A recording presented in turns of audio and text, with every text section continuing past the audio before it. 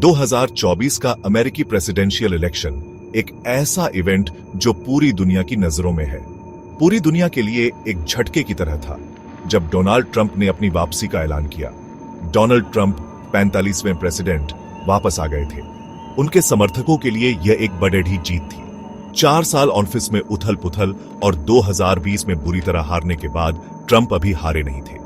उन्होंने हार मानने से इनकार कर दिया। उन्हें पावर में वापस आने की भूख थी। उनकी दृढ़ता और जज्बा उनके चेहरे पर साफ झलकता था। 2022 में उनके फिर से चुनाव लड़ने के ऐलान ने सबको चौंका दिया। यह एक ऐसा कदम था जिसकी किसी ने उम्मीद नहीं की थी। पॉलिटिकल माहौल अभी भी उनके पिछले कार्यकाल से उभर रहा था। देश में विभाजन और अस्थिरता का माहौल था। फिर भी वो मैदान में थे, लड़ने के लिए तैयार। उनके समर्थक भी पूरी तरह से उनके साथ थे। ट्रंप की वापसी सबके लिए सरप्राइज नहीं थी। उनके आत्मविश्वास और करिश्मे ने सबको प्रभावित किया। उनके सपोर्टर्स, उनका वफादार बेस उनका साथ कभी नहीं छोड़ा। वे हमेशा उनके साथ खड़ीडीचे रहे। उन्हें उनकी लीडरशिप की याद आ रही थी। वे उनके नेतृत्व को फिर से देखना चाहते थे। उन्हें उनके मेक अमेरिका ग्रेट अगेन वाले मैसेज पे यकीन था। यह मैसेज उनके दिलों में गूंजता रहा। उन्हें लगता था कि ब्रिटेन के अंडर देश अपनी राह भटक गया है। वे मानते थे कि ट्रंप ही देश को सही दिशा में ले जा सकते हैं। 2020 की हार ट्रंप के लिए बहुत बड़ा धक्का थी। यह हार उनके लिए व्यक्तिगत और राजनीतिक दोनों स्तरों पर कठिन थी। उन्होंने धांधली के इल्जाम लगाए। उन्होंने कहा कि चुनाव में धांधली हुई है। ये इल्जाम कभी साबित नहीं हुए। कोर्ट ने इन इल्जामों को खारिज कर दिया। लीगल चैलेंजेस फेल हो गए। ट्रंप के सभी कानूनी प्रयास विफल रहे। फिर भी उनके सपोर्टर्स के मन में शक बना रहा। वे मानते थे कि उनके लीडर के साथ अन्याय हुआ है।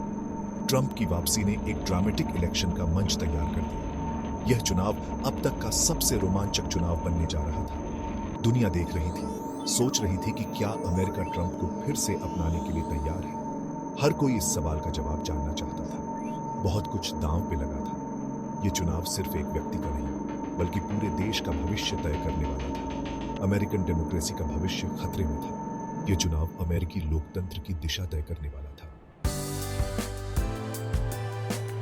ट्रंप की कैंपेन स्ट्रेटेजी सिंपल थी, वही करना जो पहले काम आया था। उन्होंने अपने famous slogan make America great again को फिर से जिंदा कर दिया। ये उनके बेस के साथ सही बैठा। इसने उस भावना को जगाया कि अमेरिका अपनी राह से भटक गया है। उनकी रैलियां वापस आ गईं, पहले से भी बड़ी और शोर शराबे वाली। उन्होंने पूरे देश का दौरा किया, अपने सपोर्टर्स को जोश दिलाया। उन्होंने अमेरिका की एक ऐसी तस्वीर पेश की जो गिरती जा रही है। उन्होंने देश की परेशानियों के लिए ब्रिटेन को दोषी ठहराया। इकोनॉमी, इमिग्रेशन और क्राइम उनके मेन टॉपिक्स थे। उन्होंने जॉब्स वापस लाने का वादा किया। उन्होंने इलीगल इमिग्रेशन रोकने की कसम खाई। उन्होंने कानून व्यवस्था बहाल करने का वादा किया। ट्रंप का मैसेज क्लियर था। वो अकेले ही अमेरिका को ठीक कर सकते थे।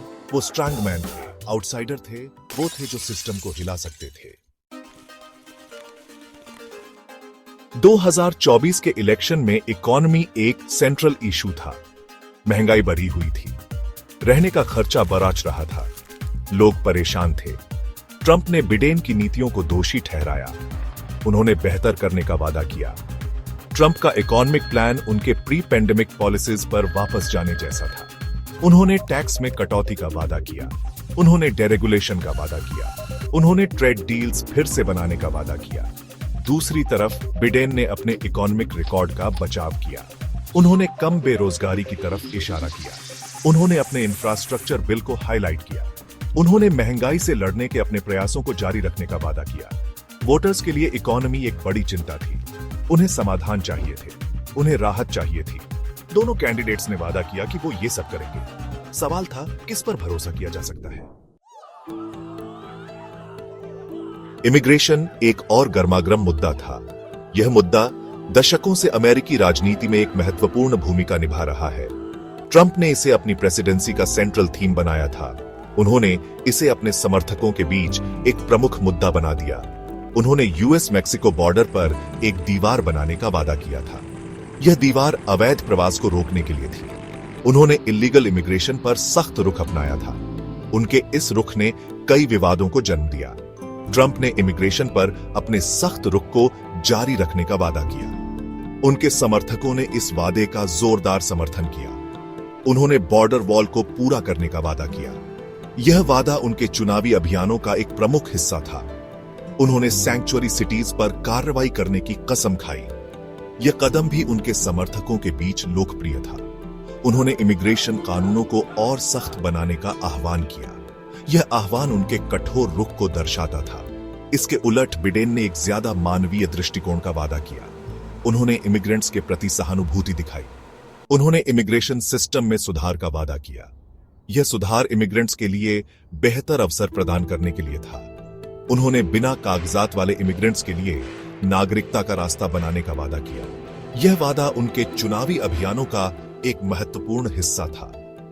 उन्होंने करुणा और समझ का आह्वान किया। यह दृष्टिकोण उनके समर्थकों के बीच लोकप्रिय था। इमिग्रेशन एक फूट डालने वाला मुद्दा था। इसने समाज को विभाजित कर दिया था। इसने राष्ट्रीय सुरक्षा और सांस्कृतिक पहचान के बारे में गहरे बैठी चिंताओं को जन्म दिया। यह मुद्दा हर किसी के लिए महत्वपूर्ण था। दोनों कैंडिडेट्स ये जानते थे। उन्होंने इस मुद्दे को अपने चुनावी अभियानों में प्रमुखता से उठाया। उन्होंने इसका अपने फायदे के लिए इस्तेमाल किया।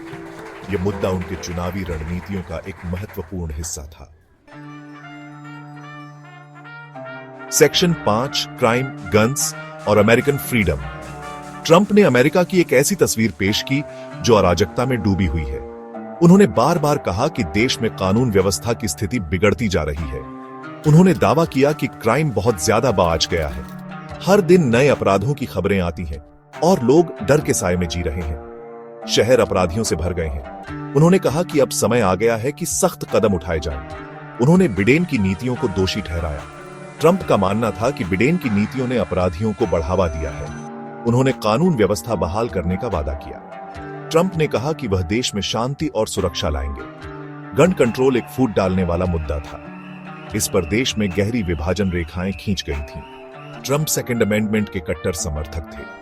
उन्होंने हमेशा गन ओनरशिप के अधिकार की वकालत की। उन्होंने गन ओनरशिप पर किसी भी तरह की पाबंदी का विरोध किया। उनका मानना था कि यह नागरिकों के अधिकारों का हनन है। उन्होंने तर्क किया कि गन कंट्रोल से सिर्फ कानून का पालन करने वाले नागरिकों को ही सजा मिलती है। अपराधी तो वैसे भी कानून नहीं मानते। दूसरी तरफ बिडेन ने सख्त गन कंट्रोल का आह्वान किया।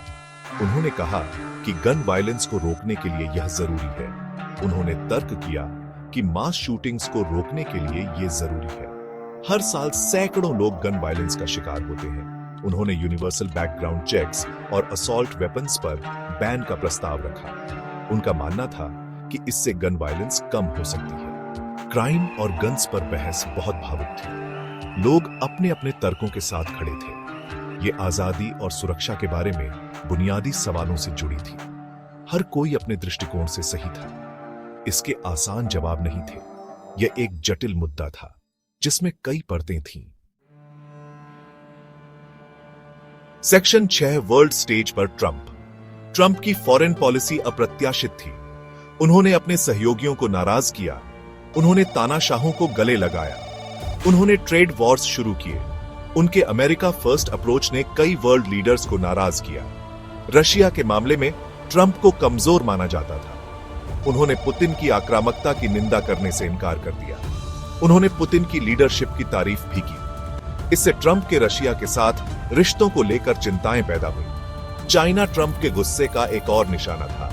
उन्होंने चीनी सामानों पर टैरिफ लगाए। उन्होंने चाइना पर गलत ट्रेड प्रैक्टिसेस का आरोप लगाया। उन्होंने कोविड-19 पेंडेमिक के लिए चाइना को दोषी ठहराया। ट्रंप की फॉरेन पॉलिसी वोटर्स के लिए एक बड़ी चिंता थी।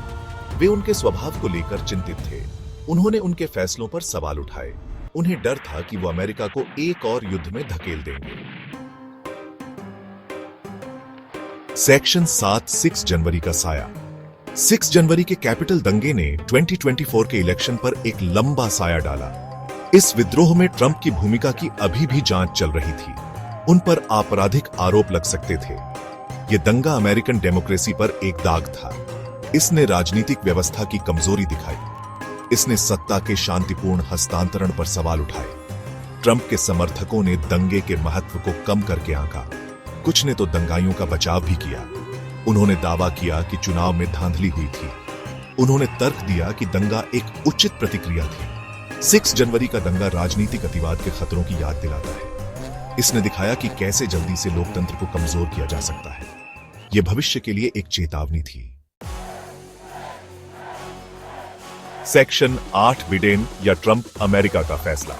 2024 का इलेक्शन ट्रंप पर एक जनमत संग्रह था। वोटर्स को तय करना था कि क्या वे उन्हें वापस चाहते हैं। यह अमेरिका के दो बहुत अलग विजन के बीच एक चुनाव था।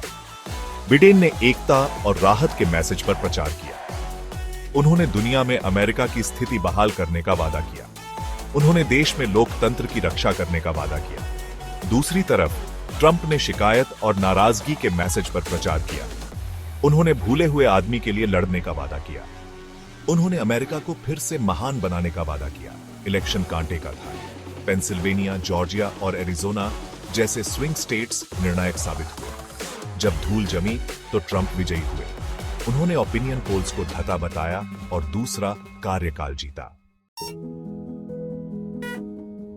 सेक्शन 9 दुनिया देखती है और इंतजार करती है।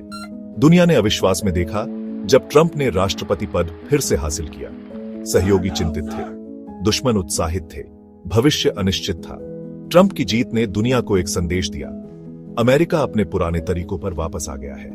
देश बंटा हुआ था, इसका लोकतंत्र कमजोर था। ट्रंप का दूसरा कार्यकाल क्या होगा? क्या वो ज्यादा संयमित होंगे या वो और भी ज्यादा उत्साहित होंगे? सिर्फ समय ही बताएगा। एक बात तो पक्की थी, दुनिया को एक मुश्किल दौर का सामना करना पड़ेगा।